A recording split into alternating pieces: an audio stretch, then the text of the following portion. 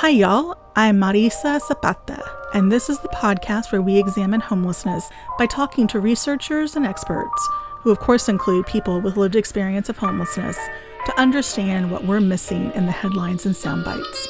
In each episode, we will help clear up misconceptions about homelessness and to answer what it would take to prevent and end homelessness in Portland and beyond. I'm an associate professor of land use planning at Portland State University and director of PSU's Homelessness Research and Action Collaborative, a research center dedicated to reducing and preventing homelessness, where we lift up the experiences and perspectives of people of color.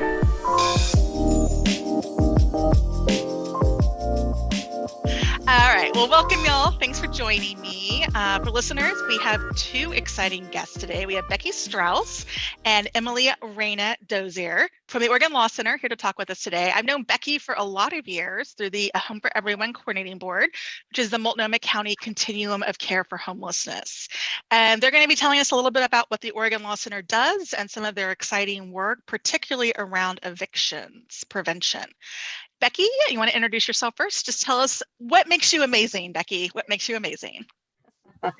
Thanks for having us both. I'm Becky Straus. I have been with the Oregon Law Center for going about 7 or 8 years now. I'm a staff attorney there. I primarily do landlord-tenant cases, homelessness-related cases, and some related state and local policy work on those topics. And most recently with Emily, starting in probably early 2021, we started working on a new eviction defense project. So we're focusing almost exclusively right now on eviction defense. Emily, what about yourself? Also for everyone, because we are not on video for y'all, but we are all personally looking at each other. Emily has a very cute cat right now. And so hopefully Emily will introduce her cat as well.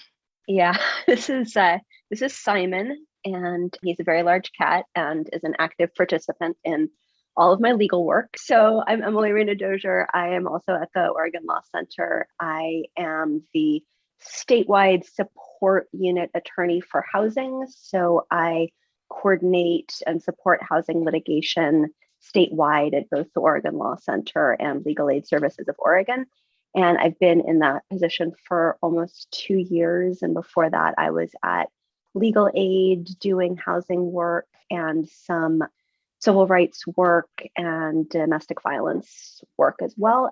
And yeah, currently, Becky and I are doing the Eviction Defense project, which has been amazing. I want to get back to this kind of how things have unfolded. But first, I was hoping you could share with listeners, particularly aspiring lawyers and women who are thinking about becoming lawyers, what brought you to being the law? I think that a lot of people that I work with at Legal Aid, and I think myself included, probably could be doing this work in many different pathways, meaning that we are social justice advocates first and found a way to pursue that mission through legal work. But I couldn't see myself being a lawyer for any other work. If I were not doing social justice work, I would be doing it not as a lawyer. One of the things that I love so much about working with Oregon Law Center is that we really think strategically and have a little bit of funding flexibility to be looking at what types of tools help us pursue a social justice mission, rather than focusing on we have one tool and this is the way we can use it. And what I mean by that is we can engage in client outreach and learn from our clients what is the biggest issue facing them and try to be responsive in that way. And we can go try to address those issues in the court, or we can also work with our legislative advocacy team to try to address those issues at a policy level. We can try to address those issues through communication and education to our clients. And the mission is first as opposed to the tool. I love it. I mean, I think that's such an important thing of like finding the way that you can advance the cause that matters most to you, as opposed to thinking about the profession you want to be in and then figuring out what you want to do within that profession. I completely agree with that. And I will also say, having a law degree as a vocation, there is something authoritative that comes with having a law degree that oftentimes is completely undeserved in my perspective from what I'm bringing to the table. But our clients advocating for themselves me putting that advocacy on a lawyer letterhead can often make all the difference. And that's disturbing, but it's also an asset that is nice to be able to bring. So what about you? How did you become a grown-up lawyer? Well, I'm definitely a lawyer. I'm still not sure about the grown-up part, but it seems to be working out okay. I feel like Becky and I are a good complement for each other in this work because, Becky, I think that you are much more interested in and good at the sort of Swiss Army knife approach of like, let's just figure out the strategy that is going to meet the need. And for me, I like being a lawyer specifically. And I tend to tell people that I got into the law because I found a way to use my various personality disorders for the greater good. Like I like to fight with people and I like a certain level of ambient conflict. And I also never really got past the thing when you're a little kid where you have a tantrum because it's not fair. And it's really, really upsetting that it's not fair. And I still am having that tantrum. It's just that now, like Becky says, I have letterhead and people have to pay more attention to me.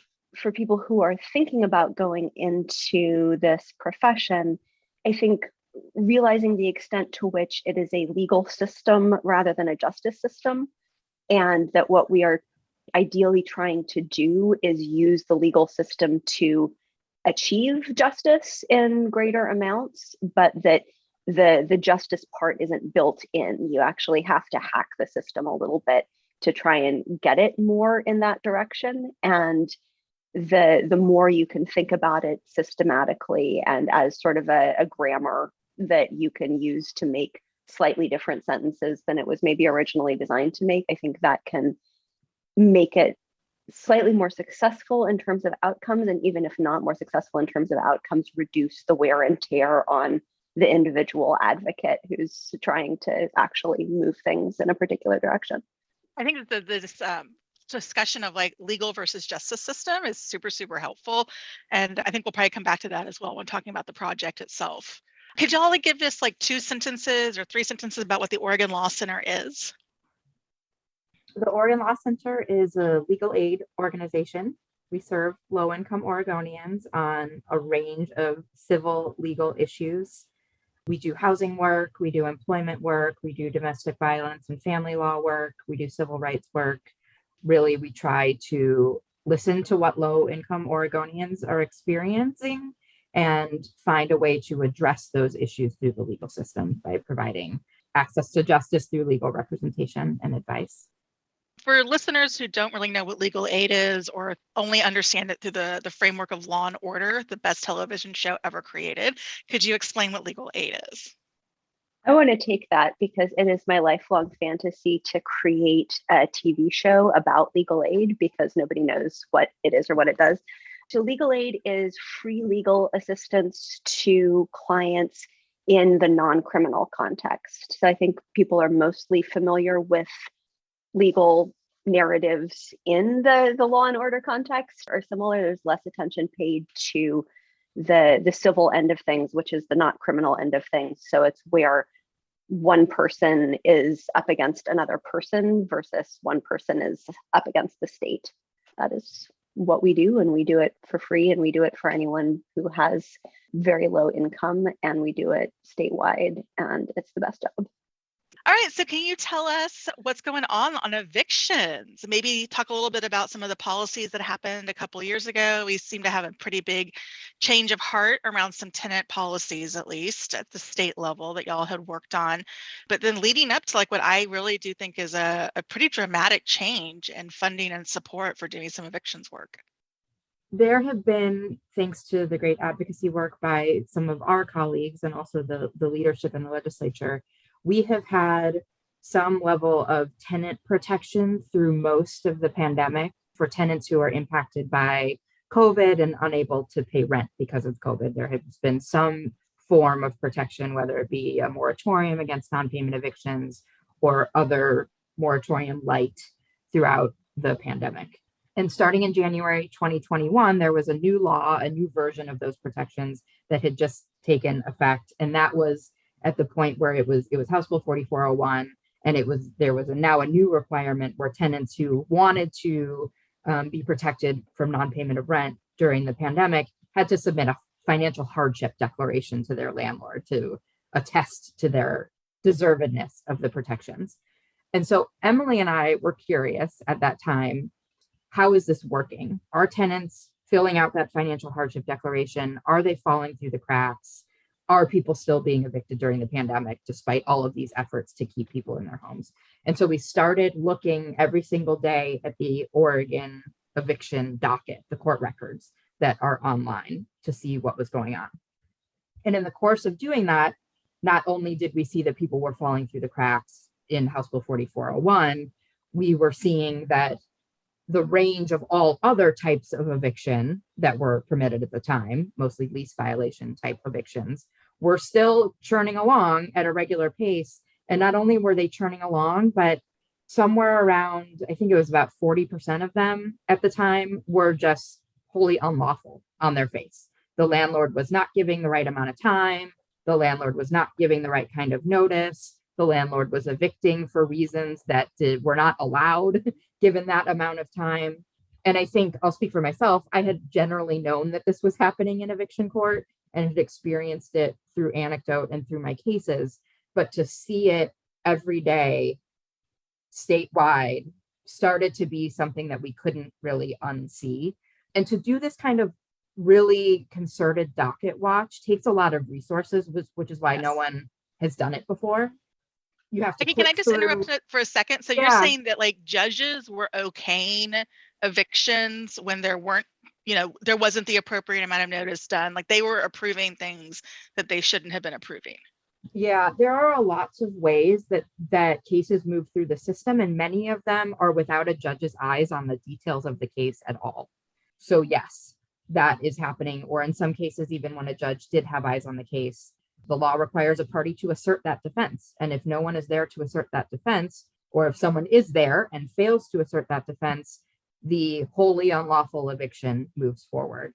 And so being very disturbed by this and doing a lot of late night texting, Emily and I decided at first to begin sending letters affirmatively to those tenants who we knew just had an outright defense and tried to reach them there. And then from there, the project really took off and we were able to hire more staff, and we're now sending letters to every tenant, regardless of whether they have a defense, just outright to call us for intake. But that was the beginning. And to have the ability to see these things and then be close to immediately responsive, to find an intervention point to the tenant to say, hey, we are here to help. There's free legal help that can help save your housing, has been very powerful.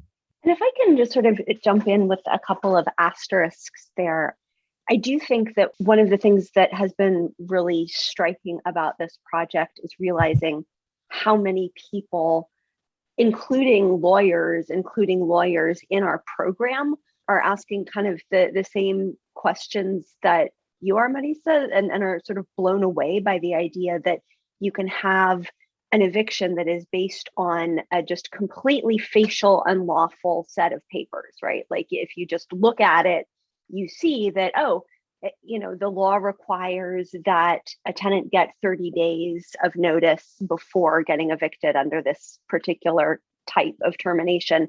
And this is only giving 14 days, or the law allows termination with 24 hours notice in certain really extreme situations involving violent misconduct. And here the landlord gave a notice terminating with 24 hours notice for touching the landlord's flowers in the front yard. I'm not actually making that one up.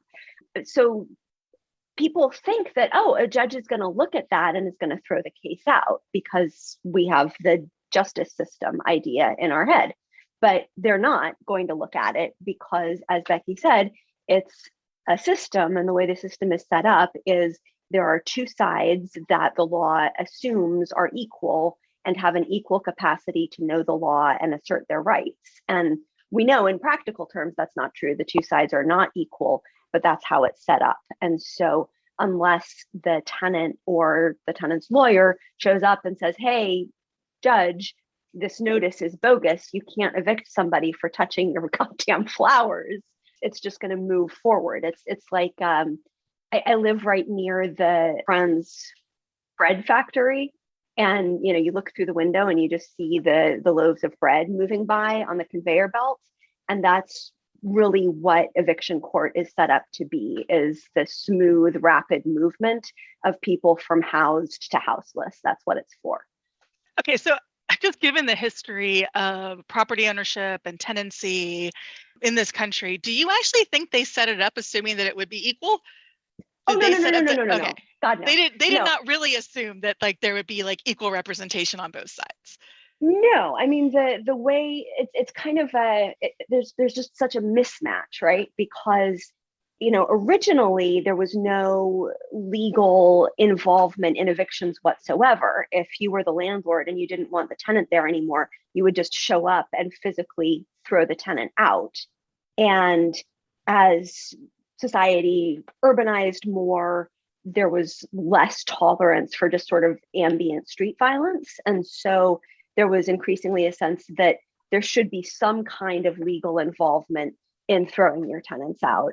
And so you need to kind of graft the extant legal system onto the property rights system that is about throwing people out. And so the extant legal system presumes equal parties, equal power, equal representation, even though that's also frequently not true. But the civil legal system, I think, is more based on the idea of that kind of equality. And then when evictions got grafted onto the civil legal system, essentially what happened is all of the legal timelines got abbreviated and all of the defenses got minimized so that landlords could still mostly achieve the desired outcome, which is rapidly removing someone from your property. But it has the stamp of legal process to mean that people aren't just brawling in the street.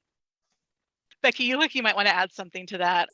I think just to highlight again this issue of what people assume a justice system to look like, and then what happens when you show up. I myself am frequently re-shocked every time I take a little break from cases to manage the project and then dip in and I'm taking some cases and I show up in court and I witness the inevitable result of what is a frequent conversation with my own clients, where clients want to explain to me or they want to just wait to explain to the judge their situation because they assume that there's some sort of human to human connection that will be made, where there's sort of the judge will be there to hear how unfair this is and the judge will do the right thing. And I think that's what we all sort of envision the justice system to be. And I think that's what Emily means when she says that the court system doesn't have those values built in. It's not working in that way. And so that is in part why we as lawyers try to bring in our knowledge of the statutes and the Constitution to know that this is going to work and this isn't going to work. And here's where we can go and here's where we cannot. Sadly, the kind of the injustices that happen when those two things overlap is really acute. I'll tell even just a recent conversation I had with somebody who is deserved of all of the pandemic tenant protections for non-payment of rent. She did everything that the law asked of her because she applied for rent assistance. And as the law requires now, she provided her proof of rent assistance to her landlord, which statutorily entitles her to not get evicted while her rent assistance application is processing. Her landlord moved forward with a court eviction anyway. She, for very understandable, excusable reasons, missed her court date. She ran out of gas on the way to court. She got a default judgment against her for not going to court. She utilized the system to go back and ask the court for a second chance and explain why she didn't make it to court. The judge denied that motion to start her case over again, did not think that that was a valid reason, and her case has moved forward to a sheriff lockout. That is just the prime example of everything that we have done as a state, as a country, to support renters during a pandemic. The tenant understanding and cooperating and knowing her rights, and yet still finding herself displaced and homeless because the eviction court system failed her. Every story I hear is enraging about what is actually happening. And it just reminds you, like, in no system are we actually set up to support and serve people who are poor or people of color. One of the things you talked about that I thought was super interesting was that you were sending letters to every tenant who was showing up on the docket. Are you still doing that? What have you been hearing from people? Like, how many people called you back? We are still doing it. The yield has been measurable, but not 100%. It's not as many tenants as we send letters.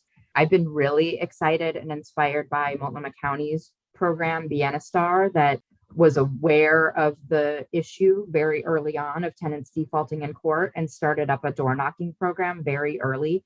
So they're both door knocking every tenant in the docket and going to the courthouse to try to make connections with tenants, those who are not appearing remotely, which many people still are. So we are sending letters. Senate Bill 891 also requires that courts send our Eviction Defense Project intake line number now with a court summons for eviction. So we're hoping that yields more information to tenants about where to get help, but it's not been enough. And it's been super inspiring to see other groups be creative about how to find different intervention points to really reach people who need help. If you can talk about what the Eviction Defense Project is and what you're doing in that. So tell me about the program. So I'm going to just do a little tiny blurb about the eviction process and then kind of where we intervene when we can.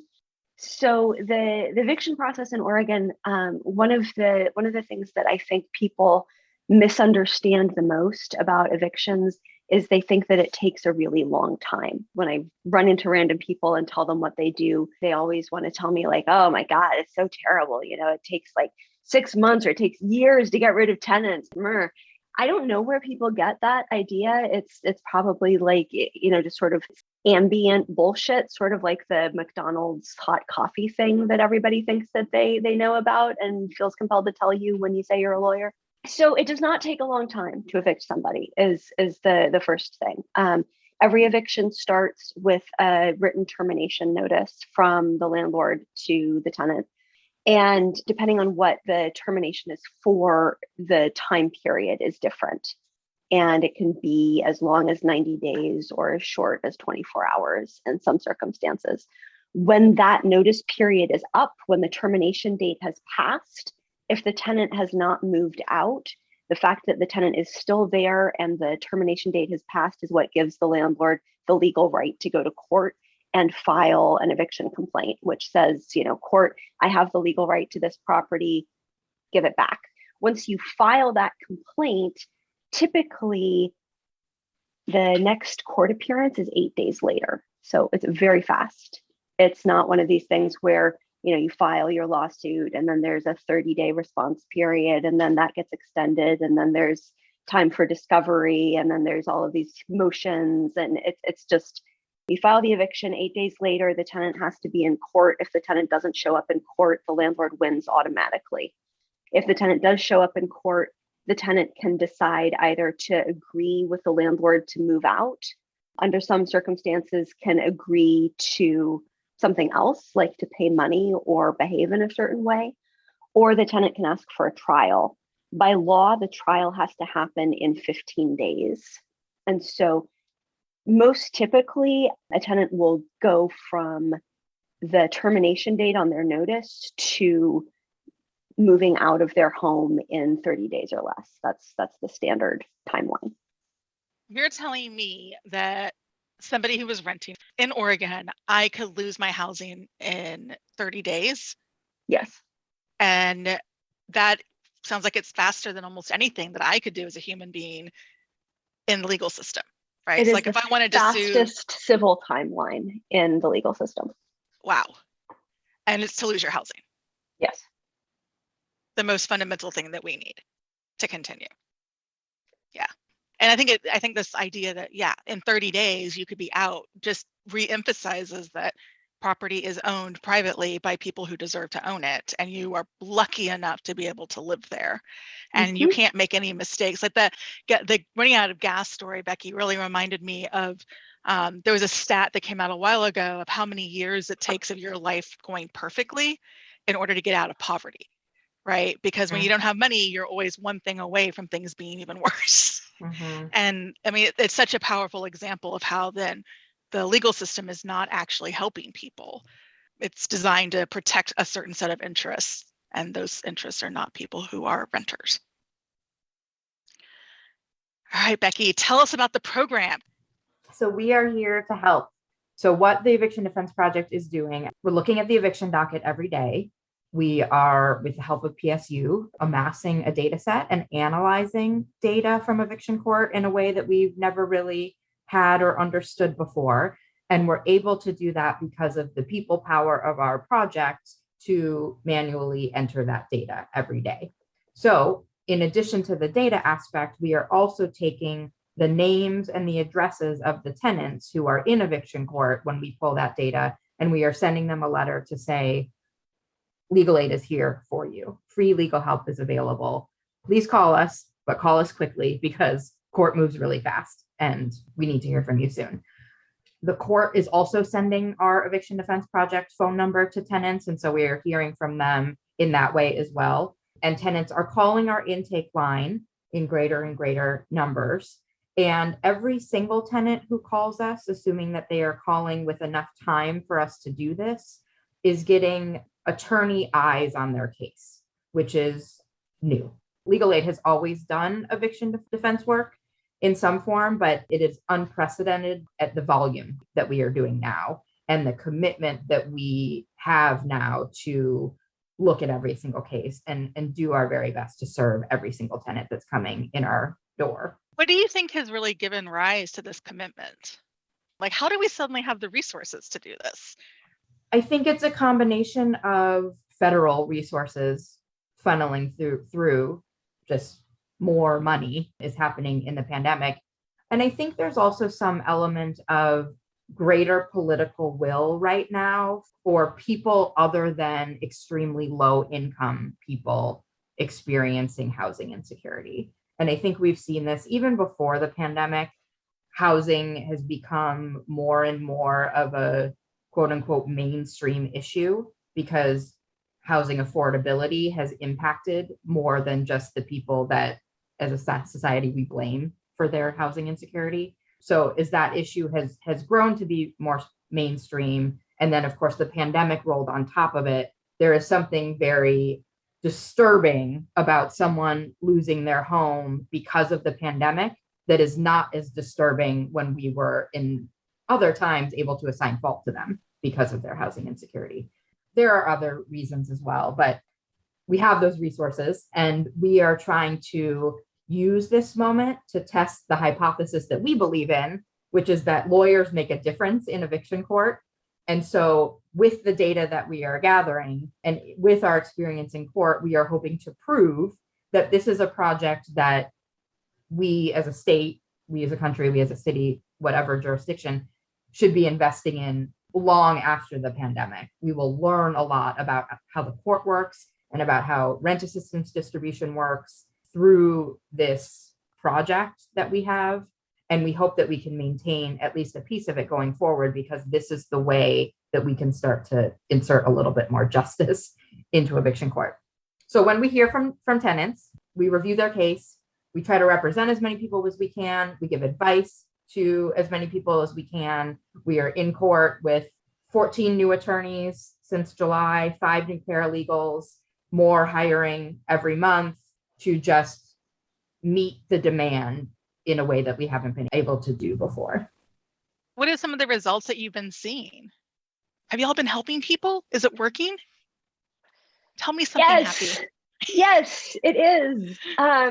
I will tell you, obviously, every case is different in some way, but one of my favorite stories is about a client who got in touch with us after they had already been defaulted on their eviction. So they'd missed their court date and there was a eviction judgment against them. They got in touch with us before the judgment was executed. They managed to get their paperwork to set aside the judgment to the court in time, the paperwork that we provided them. The court, in this case, unlike in Becky's case, actually did agree that the tenant had a good reason why they weren't able to make it to court and set the judgment aside.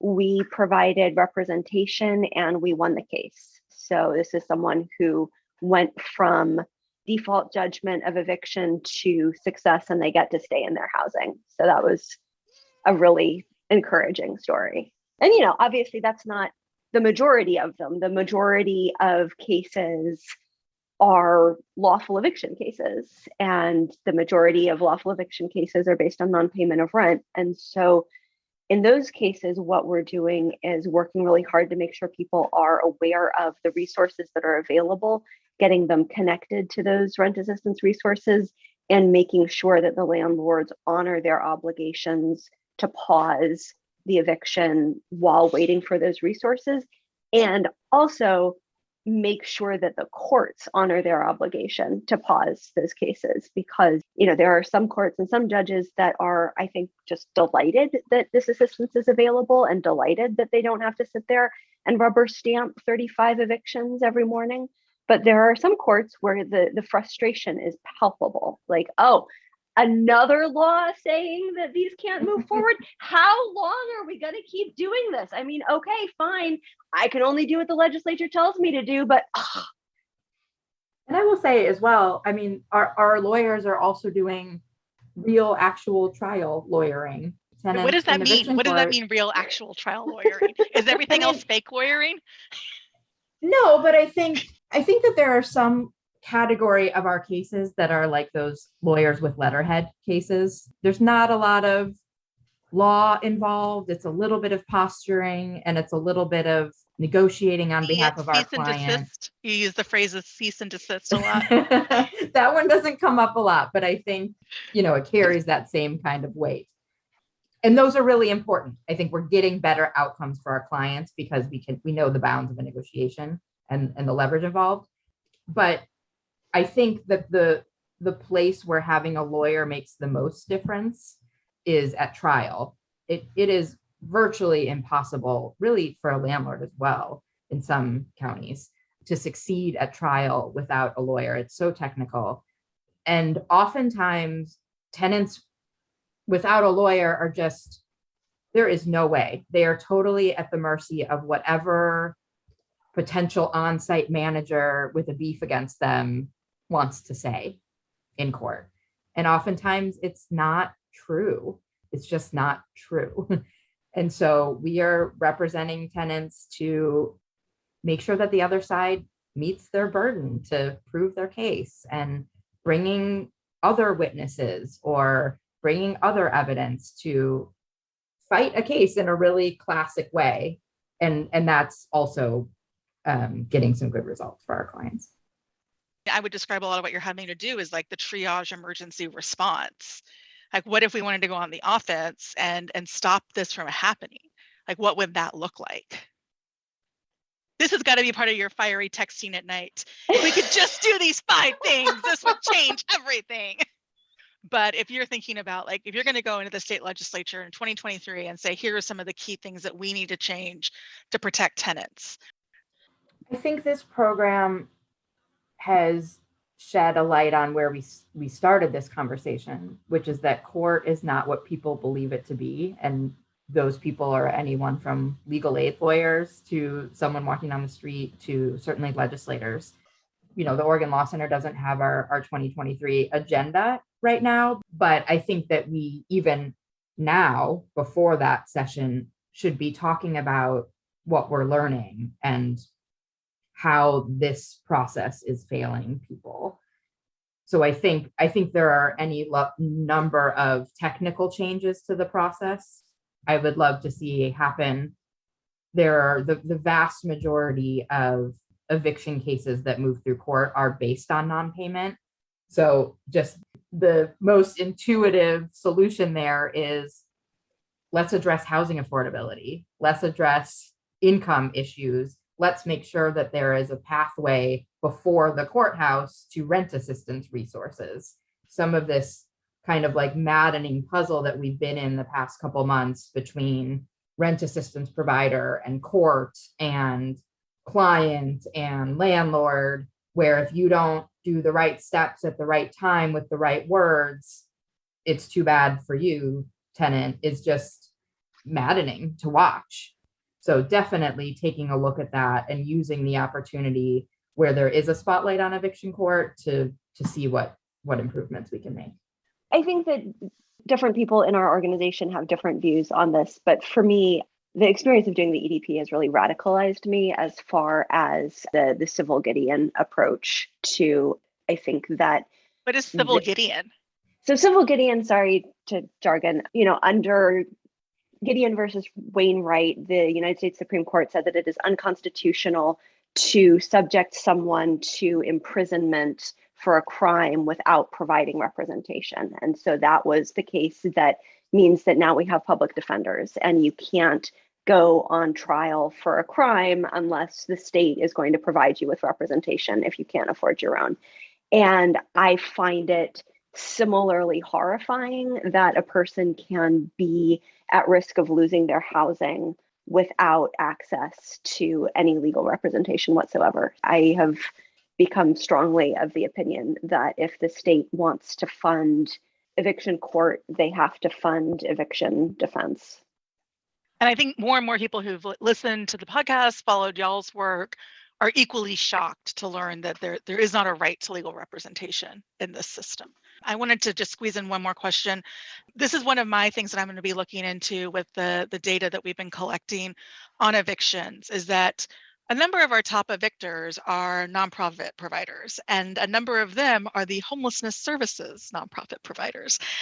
There is the philosophical issue, of course, of them evicting people who can't pay, which is a whole set of things.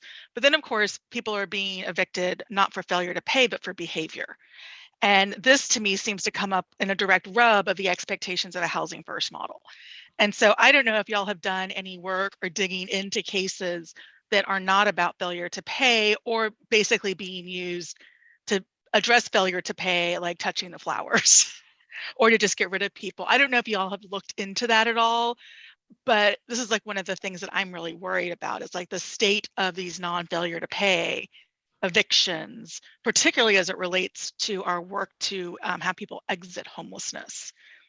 One of the most frustrating things that I see personally is supportive housing providers, that their whole mission is to provide housing for people with, in many cases, behavioral health issues, who are then evicting people for experiencing behavioral health issues. And it kind of boggles the mind. And I don't know what to do about it other than take on each of the individual cases one at a time, which is a just terribly messy and inefficient way to do it. It's become very evident to me, and then particularly in the last few months in the state conversations, that we have set up this, like, the people who deserve to be protected from eviction and everyone else. And yes. So this is just kind of something that I'm ready to go on it, that I'm going to dig into, because they want me to really look at the relationship between homelessness and eviction. And so this is one of the areas. So Emily, it sounds like you and I should hang. Becky, do you have anything to add to this this area of evictions? No, I think you all said it best. All right, y'all. Well, I can't thank you enough for hanging out. That we appreciate it. And keep up the great work.